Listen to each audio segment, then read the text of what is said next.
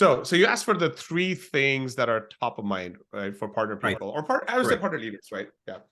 So I would say the first one is really like making sure that we don't confuse people that are from the other go-to-market disciplines, right? Because I would say that yes, I love where the ecosystem movement is going. And yes, it's all about taking transactional and non-transactional partners, which really means like channel partners and integration partners, and really caring about all types of partners, right? My belief is that like not everybody needs to own an ecosystem. Like you can actually go be a part of somebody else's ecosystem and just be really well as well, right? So let's talk about the things that are really important. How do you deal with your partners? How can your customers become partners? What are the different types of partners that you have? And that type of talk track is well received in the go-to-market organization because they understand the word partner, right? And so, and some people are like say that the partnerships is like very old concept and stuff like that. I don't think that's true at all, because we have people struggling to like establish partnerships at companies, and then they go and say, well, let's build an ecosystem, and it actually confuses people than actually gets the motion going. So I would say specificity and simplicity is like things that like partner leaders should like keep on top of mind, and if it's not, it should be, right? The second is like metrics and management of the metrics, and more importantly, the evangelism of metrics, right? Like I did a post about this over the weekend, but after speaking with a number of people, it just is very clear that we are taking sales metrics and putting them on marketing, and marketing metrics taking them on sales. And what I mean by that is like partner managers should be focused on revenue. There's no reason not to be able to focus on revenue, because the revenue drives the customer acquisition, and the customer acquisition drives the customer success or the partner success motions. And so they have to be focused on that. They have to be focused on rigor. They have to be focused on repeatability. There is a world for partner influence, absolutely. And it's a marketing metric, right? And so partner marketers should go focus on partner influence. Partner managers, if they want to enhance or iterate or edit the definition of partner sourced, some of the progressive companies out there, they are looking at the word sourced, or they're looking at the word assisted, whatever it is. Pick one word, but just do one thing. Don't do 5 things because it confuses people. So that should be the other thing that should be top of mind. And then the third thing that I think should be top of mind is like people should be very, very, very, I'm going to say this very carefully, maybe selfish is the right word, right? About their own journey now, right? Because we have partner leaders who are not acting like partner operators, and they say that they're the GM of partnerships, but all their metrics are customer acquisition metrics. So they're actually not operating at that level, right? And it's okay to be a little selfish about progressing so that you can then help your teams, right?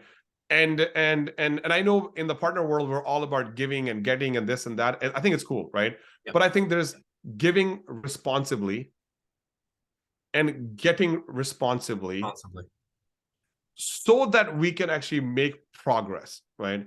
This whole giving, I think is like, again, sounds great, but it's actually emotionally and resource-wise very exhausting. I think you're right, because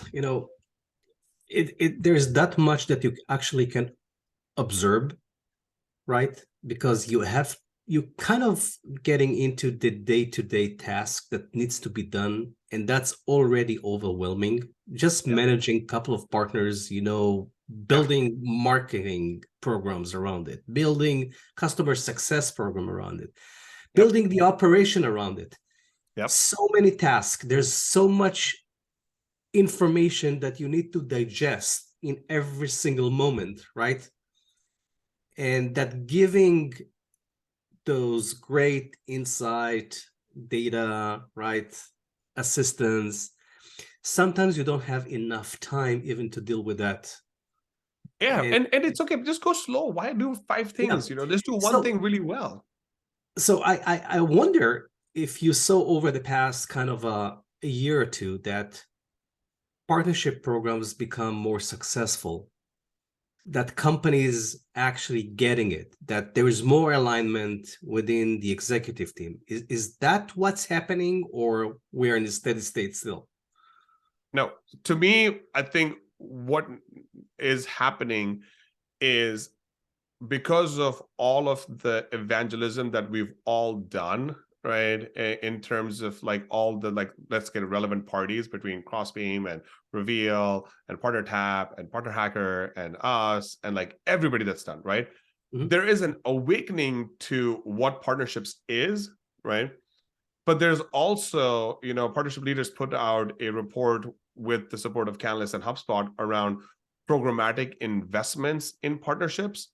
So we move away from the experimentation and we look at it as a program, right? And so that to me is actually what's happening. And people that are leaders, right, are actually looking at their organizations and saying, am I making programmatic investments in partnerships or not? Because I'm not, it's still an experiment. And if it's an experiment, what do I need to do to prove the experiment so I can get to programmatic investment, right? And so that to me is one. And then the second part, transparently, like people, again, the good partner leaders are asking, who's my team? Right?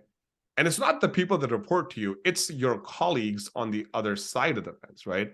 And so partnership leaders like has one mission, right?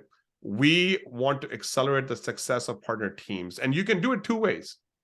You can say that we're going to go to all the other go-to-market functions and convince them of our existence.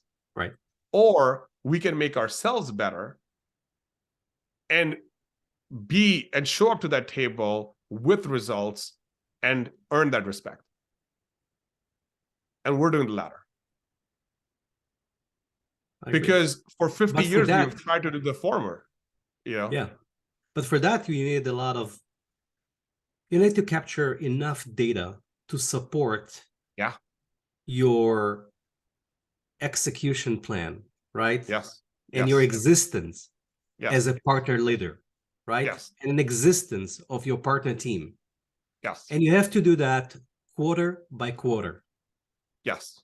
And that's why I keep on saying, develop rigor. Yeah. Develop focus. Stop getting distracted and focus on repeatability.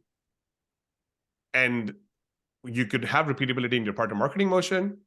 You could have repeatability in your partner management motion. You could have repeatability in your partner success motions. The other go-to-market functions have already figured this stuff out. Fantastic. And so if we internalize it and commit, well, we can get there. Again, look, like if I could come here from another country, go become a VP of partnerships, and then go become a CRO of an early stage company and go through an acquisition, all this stuff. There are amazing people in partnership leaders, and there are other people that are not in partnership leaders but are partner leaders out there who are doing this work. We just need to make sure that we like understand what the work in front of us is. Yep. And just go do it. And the work in front of us is focus on revenue, understand how to get to repeatability, establish rigor, build resilience in your teams, and go earn respect. That's fantastic. That's fantastic. So just before we finish and we're wrapping up here, I always ask my guests, what would you tell either to your young self, right, going into the partnership world, or current partnership professionals of, what to focus on? What will change the needle, right? Yep. And so I would say, if I could tell myself this, or I could tell other emerging and current and future partnership leaders, right, is when you go into a company, understand how the company is run. Don't go and start working on partnerships right away because you have time. And you don't actually have to create all this like urgency and all of this like chaos in a way in a company, right? But if you spend 30 minutes, go spend time with legal, go spend time with finance, go spend time with FP&A, go spend time with the CFO, go spend time with all these people, and just understand how the business is running. Then take baby steps to prove the experiment if you're in that phase, and then go programatize, right? But if you are, again, also in a company where there is a mature partner program, there's always a maturer partner program, right? You could always, like, it just never ends, right?